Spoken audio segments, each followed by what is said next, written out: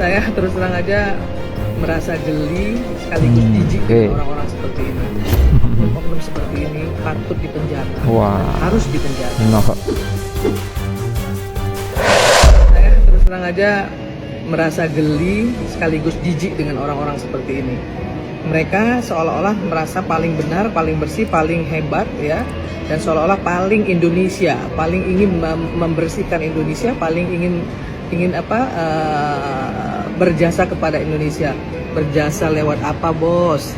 Oknum-oknum seperti ini patut dipenjara dan harus dipenjara.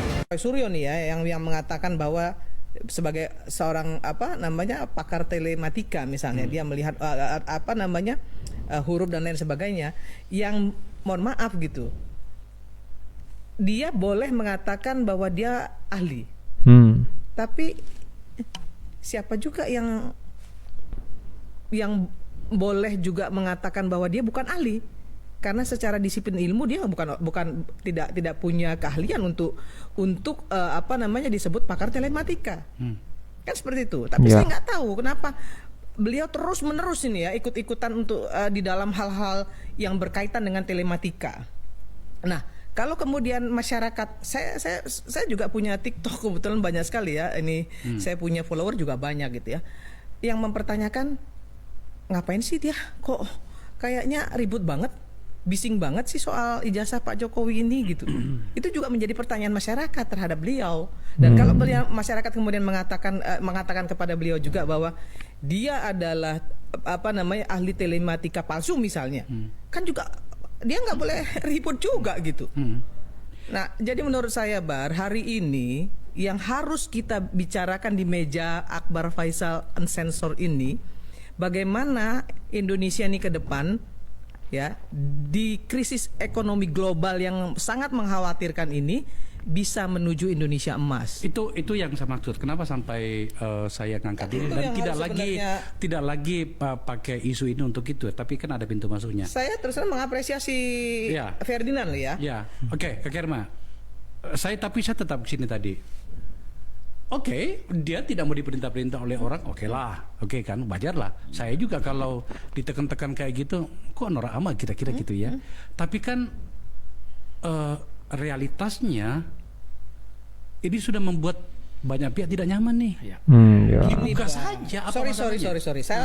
Anda juga menurut saya salah. Banyak pihak yang mana? Kalau menurut saya nggak banyak pihak, hanya 1-2 pihak. Apapun, jangan jumlah. Begini, jangan jumlah, tapi apapun namanya, ada yang telah mulai Iya menggugat boleh. itu. Mereka punya hak. Nggak boleh juga kita bilang mereka nggak boleh. Mereka punya hak untuk melakukan itu gitu. Saya nggak pernah mengatakan bahwa mereka nggak punya.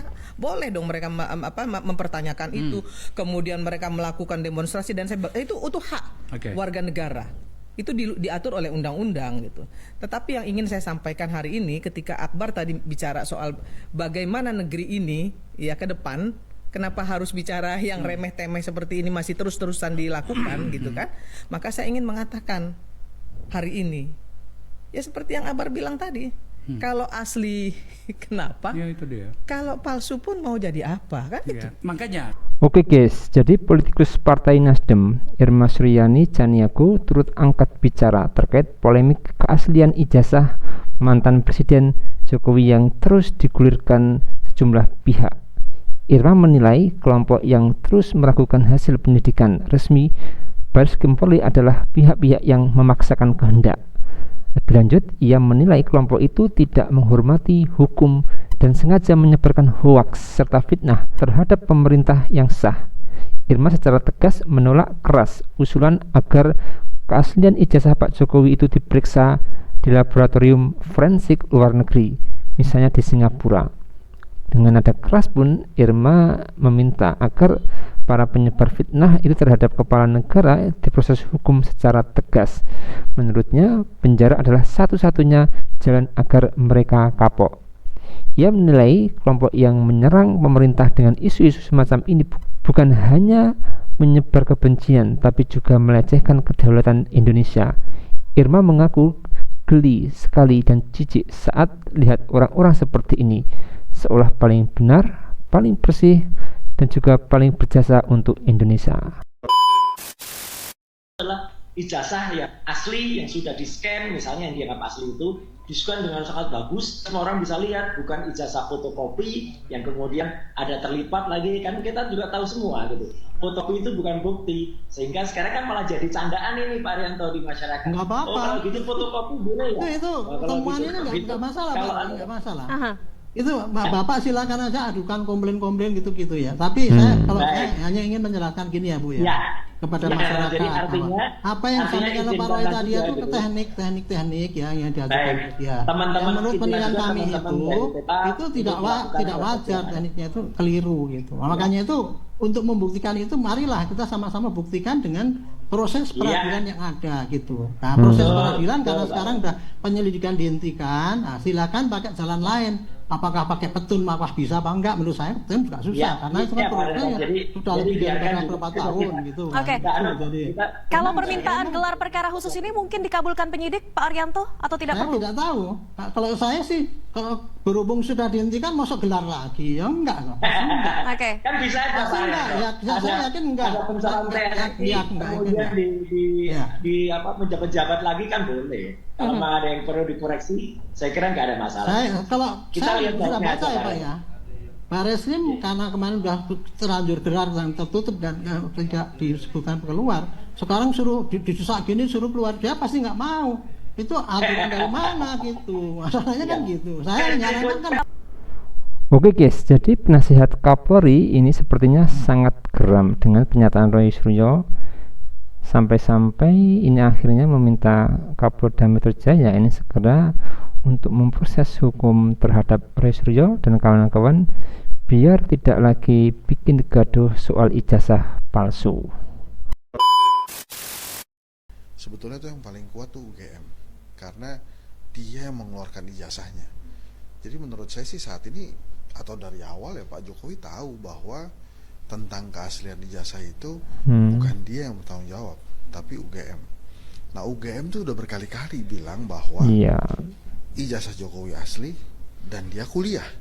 Jadi sebetulnya itu sudah ultimate tuh. Misalnya kayak saya di Unpad, saya di UI, saya di BINUS. Itu kan begitu lulus, yang ngeluarin ijazahnya kan universitas-universitas itu. Pada saat dikeluarkan oleh universitas itu, kan kita percaya bahwa itu kan asli kan.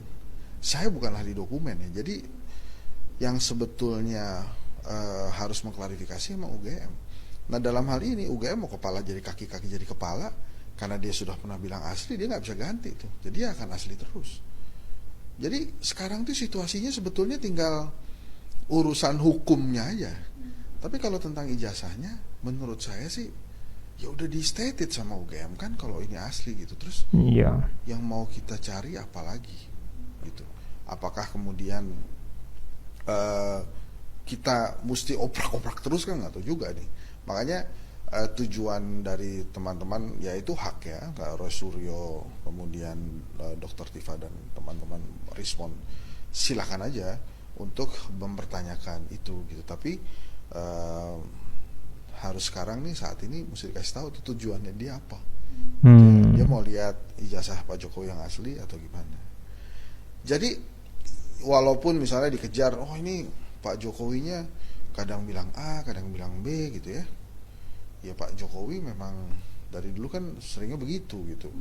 A, B, A, B. Tapi kalau tentang ijazah lagi-lagi yang mesti dilihat adalah yang mengeluarkan. Nah UGM-nya udah bilang asli kok. Ya menurut saya sih cari siapa lagi yang lebih tahu dari UGM tentang keaslian ijazah itu. Fotokopinya atau gimana kan? Enggak kan. Jadi ini adalah konsekuensinya justru sekarang ada di UGM. Oke guys, jadi analisis komunikasi politik Henry Satrio mempertanyakan tujuan Roy Suryo dan kawan-kawan menuding ijazah Pak Jokowi palsu. Menurut Hensat, sapaan akrab Henry Satrio itu UGM menjadi pihak yang paling kuat dalam menyatakan ijazah Pak Jokowi asli. Sudah berkali-kali UGM bilang bahwa ijazah Pak Jokowi asli dan dia kuliah, dan juga kepolisian pun sudah menyatakan asli. Jadi sebetulnya itu sudah ultimate guys. Sehingga founder lembaga survei kedai kopi tersebut kemudian mempertanyakan apa tujuan sebenarnya dari Roy Suryo dan pihak-pihak lain yang masih saja menuding ijazah Pak Jokowi itu palsu. Jadi menurut kalian kira-kira apa guys tujuannya? Jadi tulis komentar di bawah ini ya guys. Saya izin pamit dulu dan sampai jumpa di video selanjutnya. Terima kasih.